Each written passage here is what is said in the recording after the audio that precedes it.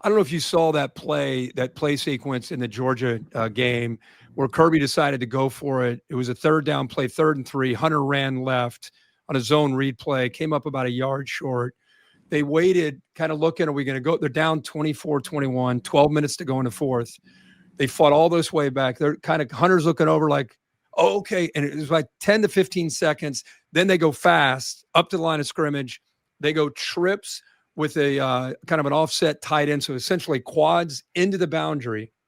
The entire Bama defense goes with that look. And then they just hand it off to Cash Jones around the right. He walks to the end zone. So you can't really fault. It's easy to fault a play when it doesn't work. The right tackle is a true freshman. He just got blown up by LT Overton, a veteran guy, and they stopped him. We were just talking about, is it common in today's game for a coach or play caller on a 3rd and 3, pivotal point in the game to say, guys, here's the play. If we come up short for some reason, listen to Hunter. We're going to go fast up to the line of scrimmage and get this next play off. Because it just is weird that they didn't huddle. There was some confusion, and then they went fast. I was just curious if with you, when you're calling plays, is that something you do, call 2 plays at once? Yeah, I didn't see that series there. But I heard you guys right before, and Joey say that about how long he's played. And here it is right here, if you can see it. Okay. Hunter goes left, 3rd and 3. They're at the 7-yard line. He gets tackled. It's kind of like, did we get enough? No, I think we're a little short. So, they're kind of figuring it out. I'm sure now they decide, okay, guys, let's go with that play. I'm sure they did it maybe on Thursday. Look at the formation, trips with the tight end. Look at Alabama reacting. Look at the right side of the defense. There's really no one there, but 22 Overton makes a hell of a play to blow that play up. Otherwise, Kirby and he's the smartest guy in the world, and you know how play calling goes. What a brilliant decision. But the true freshman right tackle just got blown up. But anyway, I was just saying it was an interesting sequence. He kicks it there, they tie it up.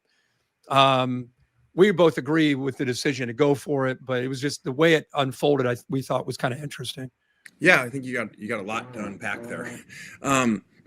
One, I don't know what other people do. The ages of the 2 plays thing is gone to me because that wouldn't make any sense because you can call the quarterback now. Tell right. The quarterback. And most people now have nailed like their signaling operation to the players. Where old school we used to huddle, and John Gruden would give Joey Galloway a play with 14 words in it and all that stuff. So fast and done that I don't think the 2 play fits anymore.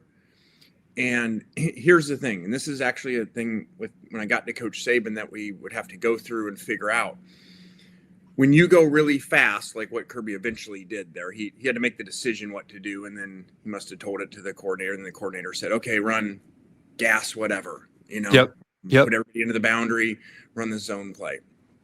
And Coach Saban used to talk a lot about, like, there's 2 philosophies there, and you can go big and you can go slower, and then you can get the right looks because you have time to check and go away from different looks. Mm-hmm. But you also got to block a lot of people when you do that. When you go fast like that and you give exotic formations and everybody's got to run into the boundary, you screw the defense up more, but you're also not going to be able to get the perfect look sometimes because everything's so fast and you're just snapping the ball. And sometimes the right tackle might get beat. So there's give and take to those 2 things. Yeah, it makes sense.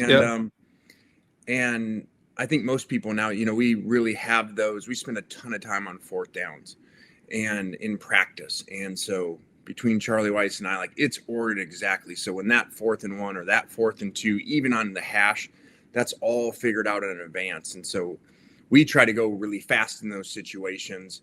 And I try to tell him before, it might be 3rd and 3 and say, hey, if it's 4th and 1 or 4th and 2, we're going to this play or that play. If it's 4th and 3 or more, we're going to kick the field goal. So that way there's no conversation. It's just immediate. Marked. It's not like, okay, let's go. And then does that correspondence happen immediately? Let's say Hunter gets tackled and he's short. He's on the ground. Are you already talking into his ear that fast? Does that signal start that quickly?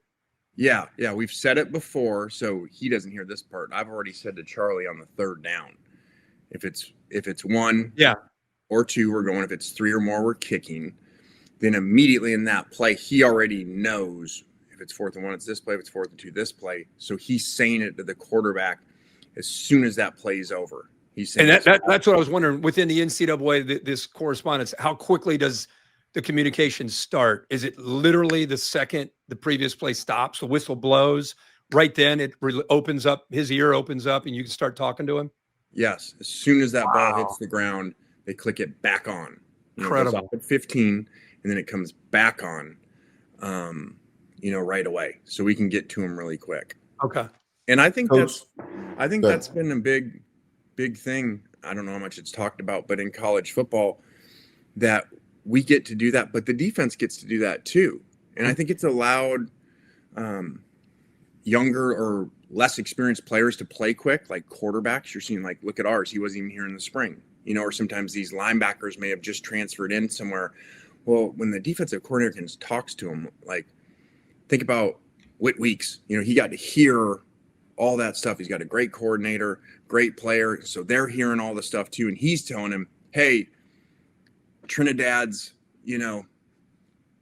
body language is this, or the left guard's back 6 inches, because they can see that as coaches to tell him, be ready for counter or whatever it is. So it's pretty amazing to think of all that that goes on. It really is. Game that was always there, but we couldn't get it to the players. We would just be yelling, hey, it's counter. Hey, Perkins is blitzing. We can tell this tendency, and we can't even get the information to him. Now we literally can say it to the quarterback, and he can tell the right tackle. That's cool. That is so crazy to me. And I guess I didn't even thought about that part. All the daggone studying we had to do to figure out on 3rd and long, this team is going to be 42% blitz. You didn't have to do that anymore. You literally tell the guy. That is amazing.